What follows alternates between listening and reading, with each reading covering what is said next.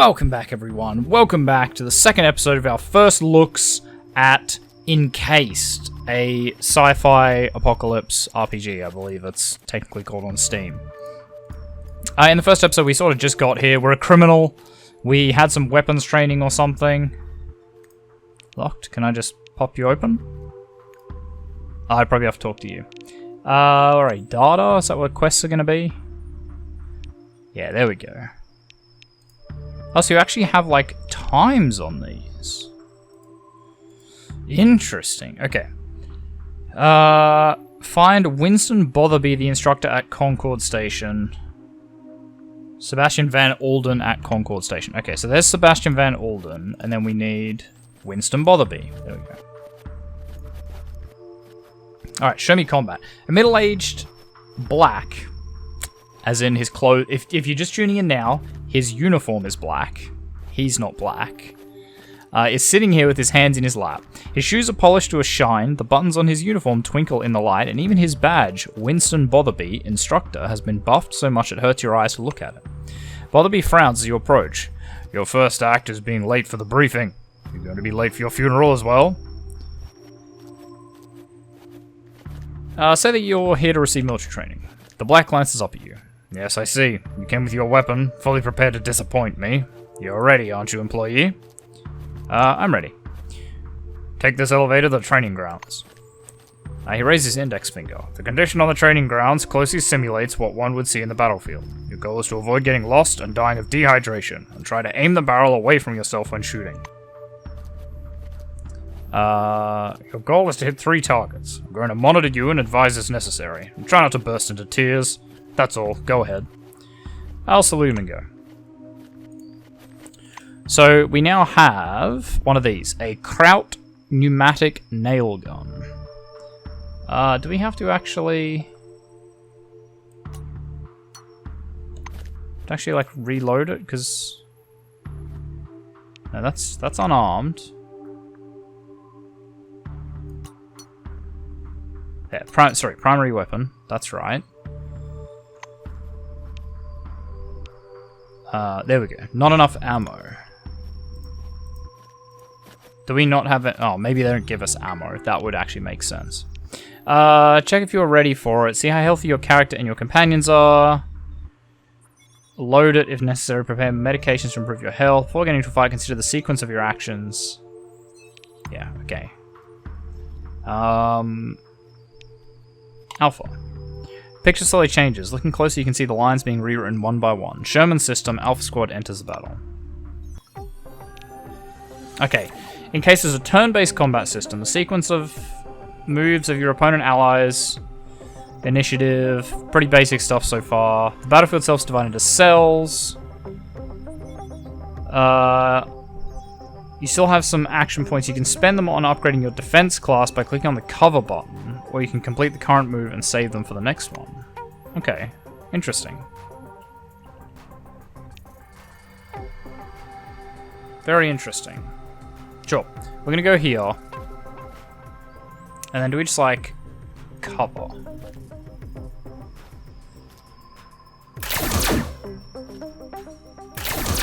Okay, so it's a little bit different. The battle does not take place in empty space. Traps, puddles, toxic... Yeah, okay, so explosive barrels. Okay, yeah, I know how this works. You say we have not enough ammo. Do we have to actually... I guess we don't really have anything to load into it, right?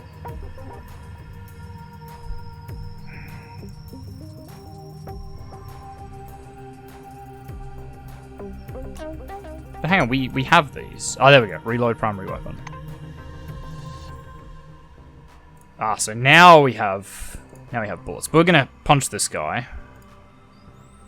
Okay, no, we're gonna shoot him. And then we will change to cover. So we get +4 in our defense class. I like it. I like that you can sort of save your action points for the next round, or you can spend them on things. That's actually kind of cool. Can we shoot? Shoot it?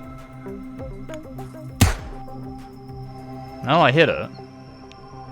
A good old barrel of unidentified flammable substances. will explode from a single shot. Well, I gave it a single shot, so unless it's going to explode in a minute... Seems like it doesn't explode from a single shot. Just saying. Alright. There we go, okay. So, not quite a single shot. But almost a single shot. Now we're going to cover. So we're probably going to have to go and flank him. Oh, okay, or he can just step out of cover, sure. Okay, so it all works off a grid. Pretty standard stuff. Yeah, we'll just pop him. Target hit, I wouldn't cheer for random chance if I were you. Nice. So I'm guessing we still have cover from the wall, even though we're not, like, using cover. Because he's only got, like, 32 to hit. We're going to try and flank him, get around him. Although we are standing right next to that red barrel. I bet you they won't use it, though. No, he didn't. Okay, I'll have to remember that, though. Don't stand in front of red barrels. Shockingly, not a great idea. Okay, and that was just R to reload, so, again, uses a lot of basic stuff. And that was pretty much what I expected. Like, maybe a little bit clunky if I have to pick, but look, it's fine. Botherby nods grandly. You made it through the briefing without making a total fool of yourself. Congratulations. I'll send you a report up the chain about your completely unanticipated success. You're dismissed, employee. Nice. Okay, so we might actually get out of here in this episode. Oh, that's the give feedback button. Don't worry. I thought it might have been like some sort of email. No, don't worry. You see a tall scientist in a white lab coat bathed in the light of a dozen lamps. He seems to hover above the laboratory floor. The man turns at your footsteps. He's holding a notepad and a pencil. His shimmering badge reads Sebastian Van Olden. He glances from you to the expensive-looking watch on his wrist. I want us to respect one another's time. Please speak clearly and to the point. You must be the newcomer I was told about. Nice to meet you. His unusual greeting finished, he offers you a thin hand. Yeah, greet him, say that you're here for the briefing. The scientist puts the tablet aside, raises his watch to his face and sets a timer. He pulls a portable computer from his lab coat. I will demonstrate this only once. To switch on the scanner, press the button on the right side of the housing. The scanning beam is narrow. It's intended to focus on one object at a time. Van Olden turns on the scanner and continues. My advice is scan anything that might be of scientific or statistical interest. Relics, forefathers' objects, automatic doors, cars, vending machines, employee corpses. The scanner automatically transmits data to the Minerva system. For each piece of uploaded data, you receive points that can be exchanged for scientific equipment, clothing, medicines, and other items. It's an incentive system for employees. So my oral briefing fell within the allotted span of time. The next stage is hands-on training in our simulated ecozone. You're going to go downstairs and scan relics. I'll be monitoring your progress. Please note there are several radioactive anomalies in the ecozone. These are the same conditions you'll be working in. Radioactive zones and relics are as common as cacti inside the dome. Use anti-rad drugs to protect yourself from radiation. Which ones, you ask? Arad-3, for example. If you end up irradiated anyway, take something else to scrub your system. Or you can visit a specialist for treatment. By the way, security protocol requires you to take this medicine with you when traveling to dangerous areas. Scientist rummages through his pockets. He smoothly extracts a jar of yellow pills from his pocket. Here's your ARAD. And one more thing, hang on. Extracts a canvas pouch of screws from his other pocket. It's a simple and reliable method. Throw a screw into an anomaly to trigger and discharge it. It will then require time to recharge. Now, follow me, please. Excellent. So that's like very Stalker, and I love it.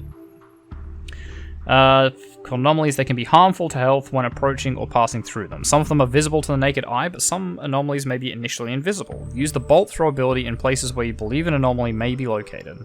This will help you plan the safe path and defuse the anomaly, making it temporarily safe. Cool. The question is, do we actually have to... Like, do we actually have... No, okay, so we just... I'm guessing have an infinite amount of bolts. Good.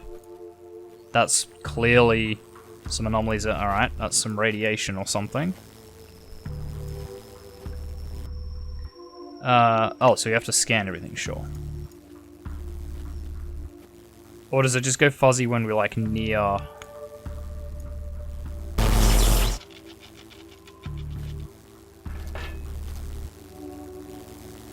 Be careful around the anomalies. Touch one of them and you'll regret it. Right, scan. What do I have to... Wait, is there a...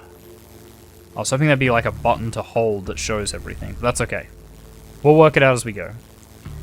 Okay, so we found one thing. Oh, I see. Okay, we can just like... So it's not Control, Alt, Shift, all the regular suspects. So this needs to be scanned. Nice. Can we just right-click and then... No, so we have to... Whoop.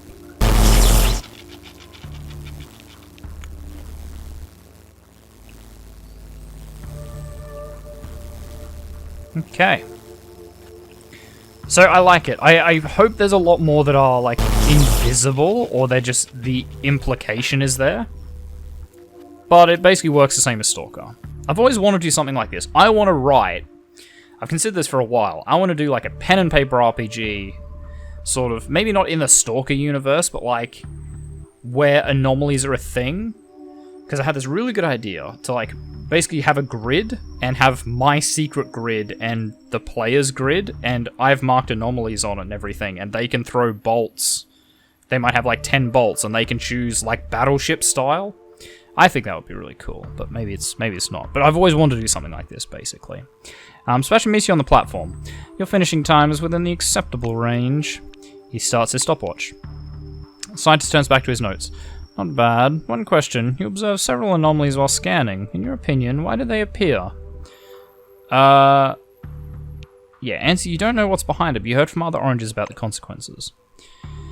I knew you'd come up with something like that. I see you understand nothing about the nature of anomalies. Let me add a couple of points. The truth is, we don't know the reason for these phenomena either. We actually know nothing, no matter how much we try to convince ourselves otherwise.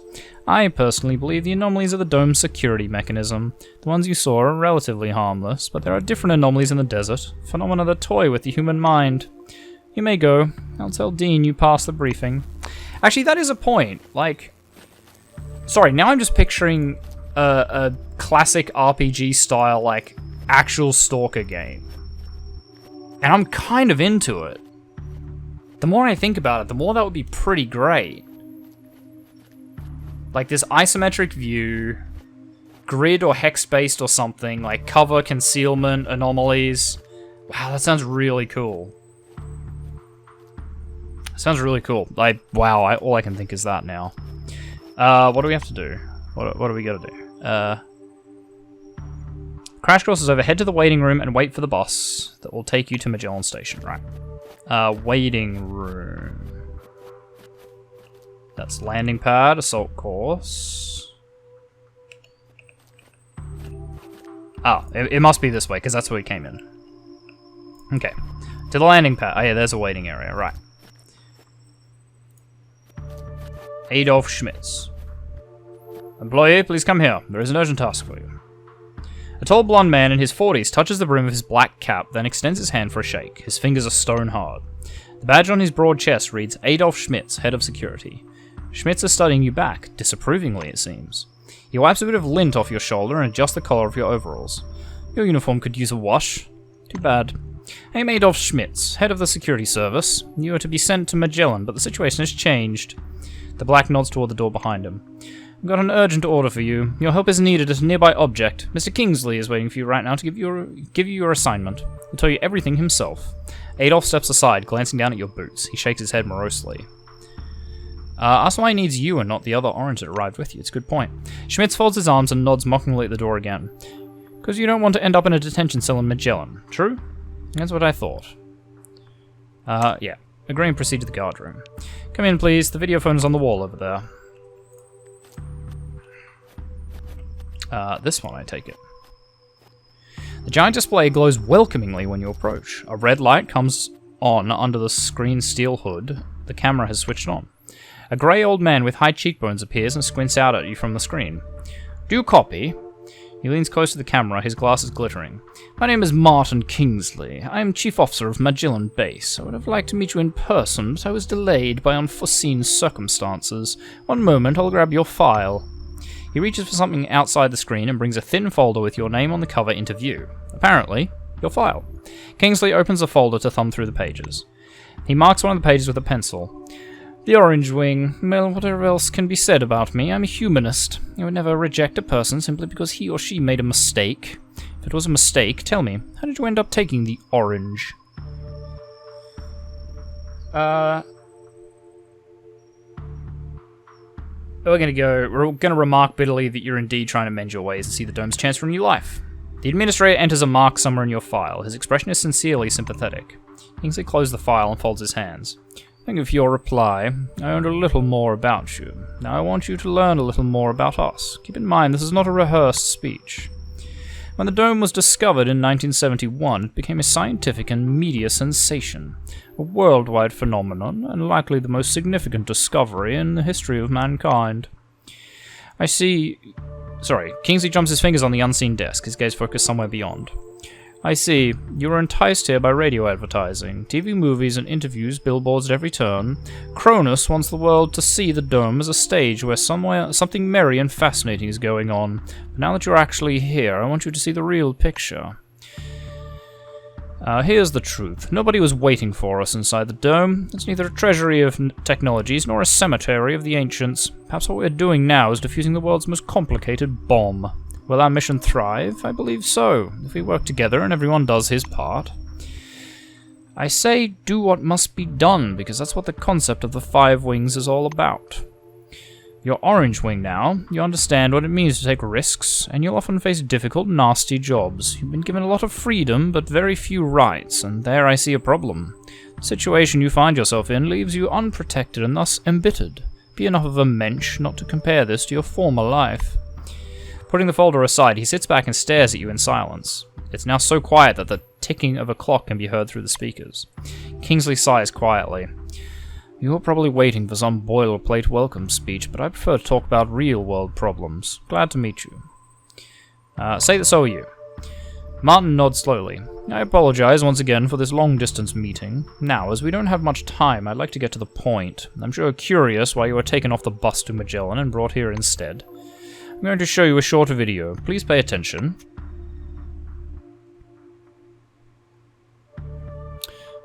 Get ready to get out of the base defense.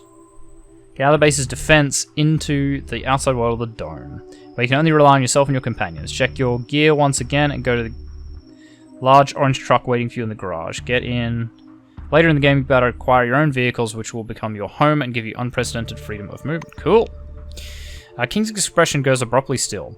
I have an urgent mission for an employee with your background and qualifications. I have assigned someone from Magellan, but I'm short on personnel. I apologize once again for the hurry, but it seems I have no choice. Maybe you've heard about Nashville Base. While preparing the materials for this mission, I came across a short documentary film about the complex. I think you should watch it. Speakers produce a hollow click. Purple, grey, and black spots flicker on the screen. A blurred title, The Cronus Archive, blah blah blah, was used in the production of this recording.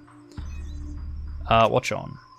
The shadow of an airplane flies across a faded yellow desert. A cheery voice fills the room. Every day our researchers uncover more and more of the dome's secrets. There is no doubt the underground structures, officially known as objects, are organized according to some pattern, though early on the importance of the forefathers' relics was considered insignificant. White lines begin to form a schematic of the desert. By 1972, however, many important discoveries had come to light in a period of only a few months, and the construction of research bases adjacent to the more promising objects began. Personnel moved into Ankara in May of 1972. Within half a year, Boston and Dessau were also brought into service, though the biggest discovery was yet to come. Sure. Remember 1973, a massive network of underground caves and structures of hitherto unseen complexity was discovered in Sector C-12. Soon afterwards, the construction of C-12 Nashville began. Camera glides through the dim caverns as the silhouettes of bizarre mechanisms loom up from the dark and arrives at a massive dig site crowded with earth-moving machines and tired miners in orange overalls. The speaker continues. C-12 Nashville is an innovative research complex located atop the primary relic mining location. The complexity of this object is unique. Communications The film abruptly cuts out and Kingsley's face reappears. The rest of this information is classified, but hopefully you get the main idea. Nashville is a very special place, requiring people with special qualifications. Technically, you don't have the clearance level for this, but I'm waiving it for this mission. What's the task? So the task, Nashville base stopped transmitting yesterday evening. A reconnaissance group was sent out early today, but we haven't heard anything from them either. Normally I would never give this task to a novice, but I just don't have enough people. Wow, that's pretty thin reason to get you into this. I guess there has to be a reason, but still. Furthermore, the group was lacking someone with your specialization. I'm going to level with you. This mission may be dangerous. You have to understand the terms of the Orange contract involve a certain level of risk. Mortal risk. Your task is to get to Nashville, figure out whatever's behind the communication problem, get in touch with your group, and work with them to solve the problem. Go downstairs. The bus must be waiting for you in storage. This task is urgent, but a small delay is acceptable if there's anything you need to settle here first. That is all. Any questions? No questions. Great to hear it. Take care of yourself. I'll talk to you later. Cool.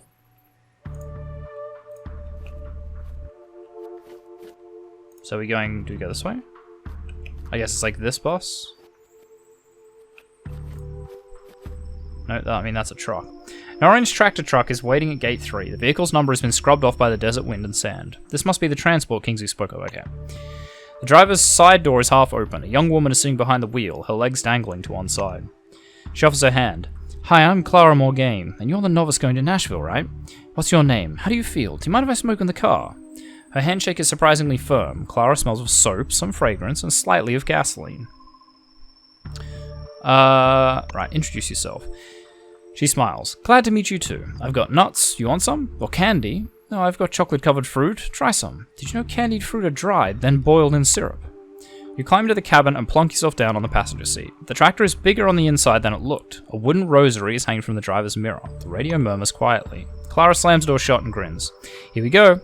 God willing, we'll get there before that storm hits. Mind if I turn the radio up a bit? Do you like music? Blues? Gospel? I, for instance, like... You can't make out exactly what Clara likes. The roar of the engine smothers the rest of her sentence, and the truck lurches into motion. Cool. Alright, we're getting into it. Oh, and it's got like classic Fallout traveling in the world. Ooh. I like it. I like it, I like it, I like it.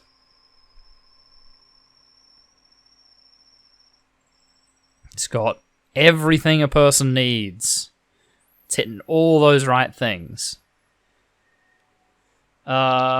North Ohio, you're overtaken by a strange, faintly glowing storm. The truck stalled, and soon after the screen of your Keras went black. Then, as quickly as it descended, the wailing desert whirlwind vanished. Your very first mission began with an accident. A bad sign, to say the least. Rapidly loses power. The truck coasts to a stop. Clara opens the hood and steps back from the steaming radiator. Wow, that... I will say, though, that music... If that's what it is. Very loud. We're going to fix that. Clara opens the hood and... Sorry, yeah. Here we go again. There are always some problems with this gas station. In these parts, everything crumbles into dust. Anomalies. The Blue stares anxiously at the dark funnel cloud dancing on the horizon. Sorry, wow. Something in my throat. What should I do next? I will fix it, but it would be better for us to find some protection against this anomaly. Otherwise, we'll not go far. Ask around at the gas station while I'm working on it. See if they know anything. We'll do so. Clara looks around at the open hood. Alright, that's agreed then. I'll get everything ready in the meantime. Shading her eyes with one hand, she evaluates a black twister hovering on the horizon. We still have time to make it before the storm. Okay. Do we have a map? Oh, we do have a map. Doors, stove, gunsmithing, chemistry. Okay. Ooh, hello. Little sneaky path. Up, up, up, up, up.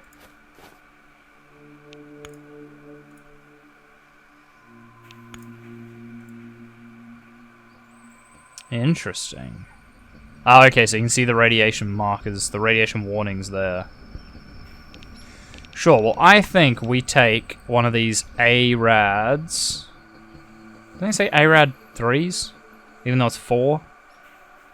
No, it's typo. Utilize.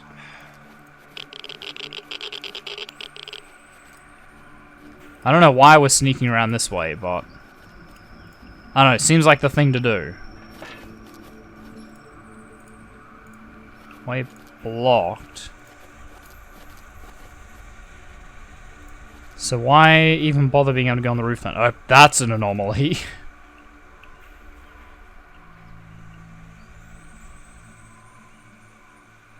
there anything we can, like, scan up here? No? Okay. I just straight up don't know why we would be able to go on the roof. Wait, did that say stuck? Stuck. Plus 1% movement speed. Okay. Again. Bit weird, but sure. Ah, and then there's like a little secret path we can take down here for some reason. I'm sure there's radiation here somewhere. Oh, secret discovered. Nice. Search crates. Cheeky. Cheeky little secret. I mean, we'll just take it all. Yoink. Is there anything else over here? We're gonna hit the radiation any second now. Oh, there's a container there. That's why there's radiation. It's to make that more difficult. Oh, well you can just go around, I guess. You can cut through... Oh, okay, right. Yep, so you can cut through the radiation, or if you go around and do some exploring, you find it other ways, sure. We now have some Liquidator's Gauntlets. Okay, so it's lead inserts, sure. Gives us some more defense. Do these do anything? No. No, not at all. Oh, I like the little twister thing down there. Oh, that's cool. Oh, this is just ticking all the right buttons. I'm sold on this. Like, I'm gonna play the hell out of this when it actually comes out. When it's fully released, like, I'm into it. Just gonna scan this real quick. Right, but that's like... No. I want to use this. I can't. Okay. His protective suit sparkles with flickering pinpoints. It's as if the particles are stuck to the purple gloves and white skull mask, glittering like a snowdrift on a sunny day. On the researcher's chest is a metal badge that says Theodore McCready. Extend your hand. Scientist steps back from your offer of a handshake. I wouldn't do that if I were you. The properties of this substance haven't been studied at all, and your suit's defense is insufficient. I appreciate your readiness to give your life for science, but it's not worth it. Not worth it at all. Tell me about the lines. The question is of keen interest to the researcher. It's a good thing you asked. We call these particles microlocks. They're small gas bubbles in a liquid shell. Interesting. The glow they emit is variable and self-generated. McCready raises his hands to his face and makes a fist. The microlocks hovers around it, forming a radiant ball. Behind the master scientist's eyes twinkle with delight. Interesting. What are you doing here in the swamp? Field studies, but in general, this is a very interesting question. To begin with, I have a hypothesis. Mobius either generate microlocks or are in symbiosis with it. Now I see that the behavior of the microlocks particles has changed. Unfortunately, I can't know if this is due to the presence of Mobius or something else. Ask if he knows anything about Nashville. Theodore taps the outside of his mask at the chin, as if he's trying to remember something. Particles dart up to form a nimbus around his head when he gestures, then quickly subsides. You say they don't respond. Nashville. Of course I know. Listen, you're damn lucky. Nashville's a real treasure trove. It's a huge excavation topped by a 3-level structure. An impressive place. I want to hear what you think when you get back. How did you survive, I mean? It was just a joke. He adds, embarrassed by the memory. Nothing will change. Nothing will happen to you or to us, unless it's the other end of the world and rockets are crashing down onto us. That's a joke too. Okay. So is this... Oh, I can... There's cooking? Sure. Oh, I can... Okay, so I can, like, heat food, right? Yep, okay, that makes sense. I don't know what I expected, but... Nice. Nice. Oh, yeah. If this is just Sci-Fi Stalker, like, guys, you already have a fan. Don't even worry. It's already a winner. I'm gonna scan the turret.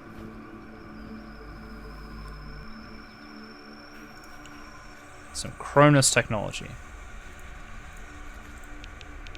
Can I scan? No. No. Alright, just walk through. Seems like that's not a thing you should do.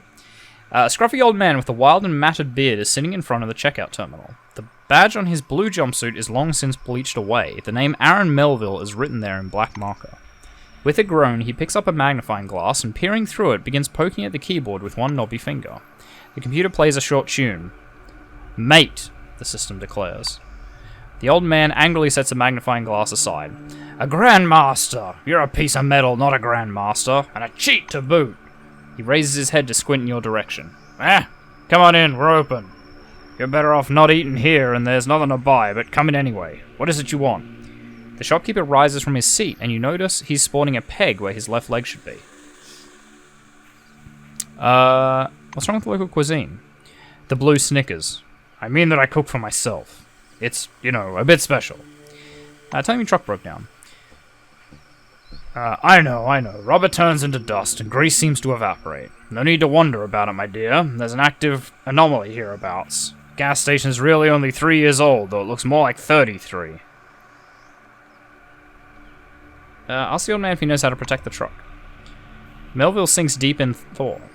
Well, yeah, I know. Sure thing. See the gas station over there? Some forefather thingy grows out of its wall, and small round thingies fall out of it sometimes. Look in the basement. There must just be a couple of them there. The blue removes a small key on a long cord from his neck and gives it to you. Take the key and move away. Okay, I like it. So it's expanding on some anomaly stuff from, like, S.T.A.L.K.E.R. Because that was one of the big things with S.T.A.L.K.E.R. where all the anomalies seem, like, really obvious or really dangerous. There's none that are just kind of, like... Or it's very rare for there to be one that's just, like, weird. You know?